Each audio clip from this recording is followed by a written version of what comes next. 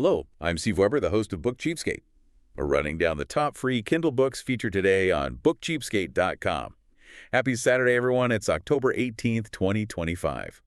As always, I'm joined by my co-host and bookworm sidekick, Cassandra. Good morning, Cass. Good morning. Ready to dive into today's picks? We've got quite the mix. We really do. Yeah. Yeah, today's stack is pretty wild. We're talking everything from ancient epics to, well, dragon shifters. So our goal, as always, is to give you the lowdown, quick and thorough, on the best freebies out there. And to maybe find some interesting connections between them. Exactly. Okay, let's kick things off with book number 1. It's a Mumbai murder mystery, Temple Hill Book 1 by SHROFF-SHAH, MEETI. Genre is amateur sleuth mysteries. Right. And this one, it takes that classic murder mystery setup, but plants it firmly in modern high society Mumbai. So the premise feels familiar. Our main character, Radhi, she's back home in Mumbai, dealing with a failed relationship, writer's block, the usual stuff. Yeah, kind of a tough spot. And then, bam, her best friend's father is found dead in his study. Initially, it's ruled a suicide. But there's always a but, isn't there? Always. The hook here, and what makes it fascinating culturally, is this idea that in Temple Hill, this really posh area, loss of face is seen as way more devastating than actual loss of life. That's a direct quote highlighted in the background material. Wow, okay, so that completely changes the motivation, doesn't it? It's not just about finding a killer, maybe. Exactly. It's about digging under the surface of these diamond-studded prayer meetings and lavishly catered pure-veg brunches, as the description puts it. The pressure to maintain appearances is immense. So the clues Radhi follows are probably tied into that, like who's breaking the facade. Precisely. You've got the suspicious, surly cook, the timid young maid people on the fringes who might see the cracks, and then there are these tiny details that just don't fit the suicide narrative. Well, the victim was apparently really excited about his grandchild just hours before he died. And then there's this lingering question about a second cup of tea found on his desk. Who drank it? It disrupts the neat picture. Sounds like a really atmospheric read, especially with the monsoons setting in, adding to the mood, digging into secrets beneath the glitz. Yeah, it uses the cultural setting to really amplify the stakes of a familiar genre. Okay, let's pivot completely. From Mumbai high society to the American West. Book number 2 is The Mountain Man's Mail Order Surprise. It's Iron Creek Brides, Book 1 by Carla Gracie. And the genre, inspirational Western mail-order bride romance. Quite a shift. This one leans into that promise of love is always the reward, even when circumstances are, well, pretty desperate. Desperate how? Tell us about the characters. So you've got Garrett Harding. He's an orphan, was raised by the Chippewa tribe, so he feels caught between their world and the world of the Iron Creek settlement. He's basically lived a solitary life and is looking for, companionship. Okay, a lonely mountain man type. And the bride. That's Katie Jones, and her situation is dire. She's a widow trying to escape her town after a deadly pandemic hit. Plus, her family disowned her because of what they called a rebellious marriage. Jeez. So the mail-order bride thing isn't exactly a romantic whim for her? Not at all. It's painted as a necessity, like her only way out, fast. But the interesting part is the contrast. She undertakes this really difficult, fearful journey. And finds Garrett. And he's described as being incredibly kind, welcoming, supportive right from the start. It really leans into that inspirational angle, finding safety and acceptance when you least expect it, even if the arrangement starts out purely practical. Finding a safe harbor.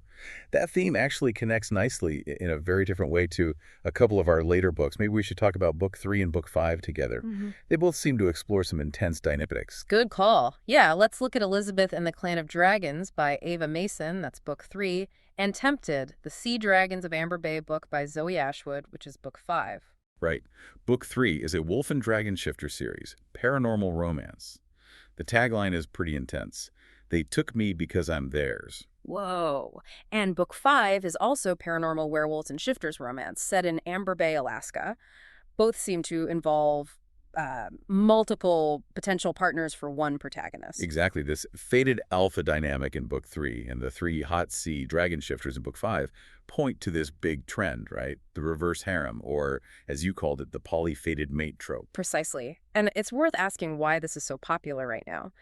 In Elizabeth and the Clan of Dragons, the protagonist is a wolf alpha herself, powerful, but she's running for her life and gets trapped by 4 dragon shifters. 4, okay. And they claim she's their fated mate. Right. They offer protection from outside monsters, but the real tension seems to be internal, what these 4 demanding protective shifters will awaken in her. The idea of being owned by dragons. So it's like ultimate protection, but also maybe ultimate submission or transformation. Kind of. It taps into this fantasy of overwhelming security and devotion, but multiplied. It's not just one soulmate, it's a whole team, a clan. And in Tempted, Book 5, the setup is a bit different, but plays on similar themes. How so? That one's in Alaska, right? Cozy cabin, remote location. Yeah, the protagonist is hiding out, and she can't stop thinking about these 3 gorgeous guys who happen to be sea dragon shifters.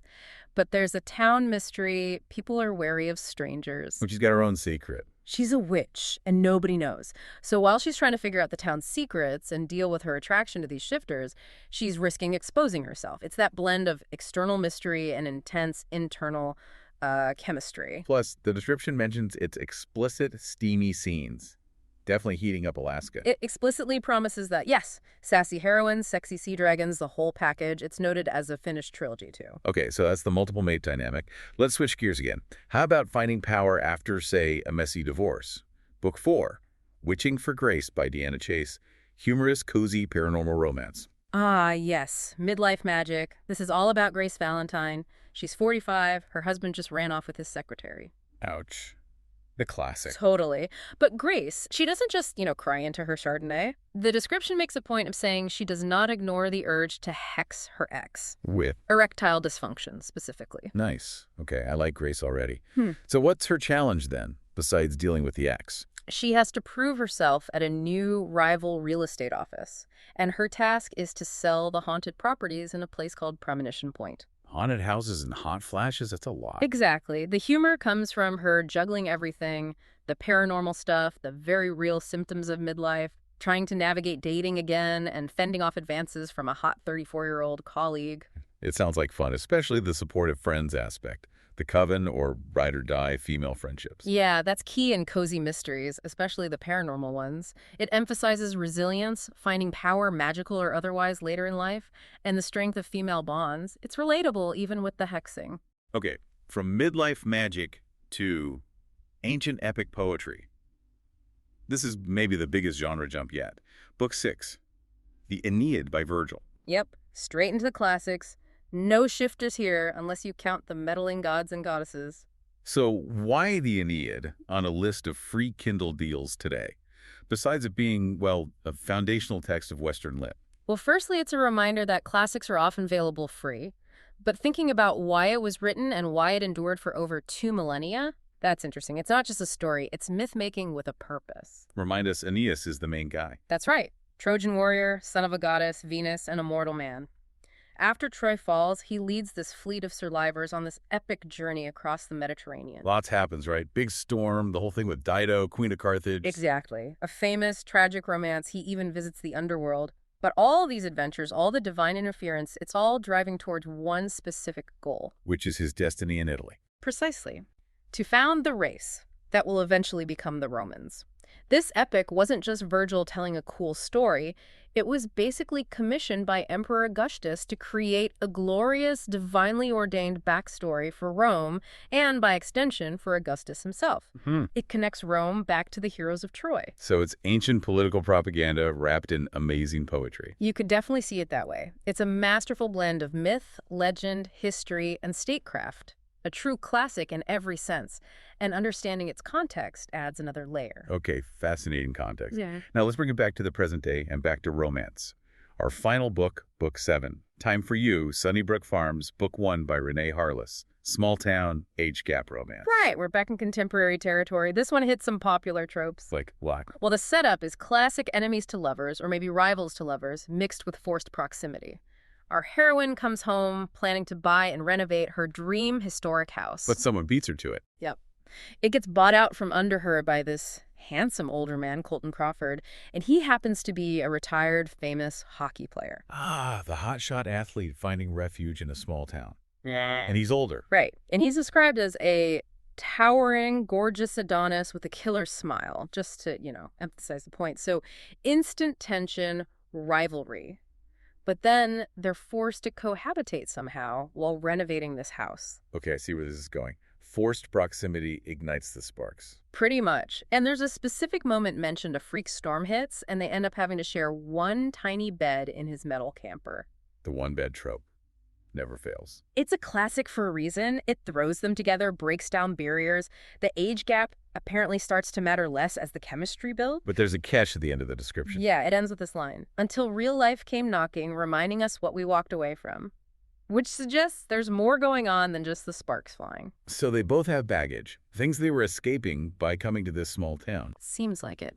The small town setting forces them to deal not just with each other, but probably with their own pasts and vulnerabilities. It adds a layer beyond just the age gap and the initial conflict. Makes sense. Wraps up the romance with a bit more depth. Wow, okay, that's quite a tour. Mumbai mysteries, mountain men, dragon clans, hexing witches, Roman epics, and age gap romance. A little something for everyone today, for sure. Well, thanks for joining us today. And remember, if you want to download any of the books we've mentioned today for free from Amazon, visit us at bookcheapskate.com and you'll have all the links right there. But do it now. These books are free today, but might be back to full price tomorrow. Also, along with those freebies, the site has a ton of specials on deeply discounted Kindle books and also a heads up on the best new releases. Every morning, it's all brand new. Cass, we'll do it again tomorrow. Sounds good. See you then, everyone. Until then, keep on opening new worlds with great books without opening your wallet. And whatever you do, remember this. When you read, Your mind becomes its own kingdom.